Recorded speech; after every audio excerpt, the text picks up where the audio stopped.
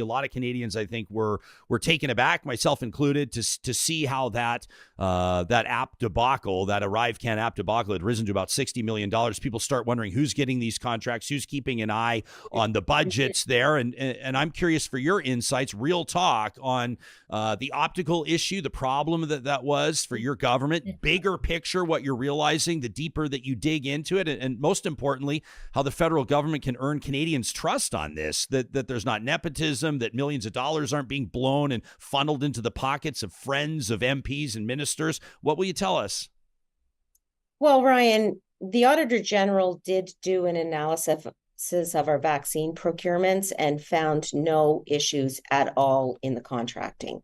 And so the Auditor General then did an analysis of the application that you mentioned and found that there were irregularities and very disconcerting issues with the CBSA contracting process. And so I take those recommendations extremely seriously, as does Minister Duclos and our government.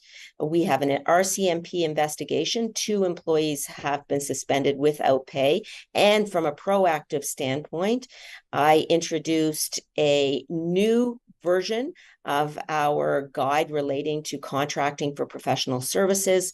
I have ordered a cross-government horizontal audit and an update to our directive on conflict of interest. So we are responding strongly to make sure that this does not happen again. It is unacceptable, and we will make sure that we follow the RCMP recommendations when their investigation is concluded. On a scale of 1 to 10 for you personally, when you realized that story, and you know, when it comes down to it, I mean, it feels ridiculous to say 60 million is not a lot of money. It is. But in the grand scheme, it's not. But still, I think it's safe to say that the issue was magnified much bigger than $60 million might suggest. On a scale of 1 to 10, for you personally, how did that land with you in the context of what a problem it could pose for this government's reputation, for this government's future? How problematic was it? The issue, as I said, is still being investigated by the RCMP. I and Genevieve Duclos took a proactive step to introduce measures that we need to undertake to ensure that this doesn't happen again, to address conflicts of interest, to address the fact that the CBSA did actually lack oversight in terms of the contracts that were entered into.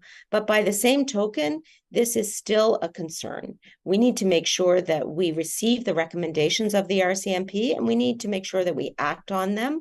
And the Public Safety Minister, Dominic LeBlanc, has said that we will do just that.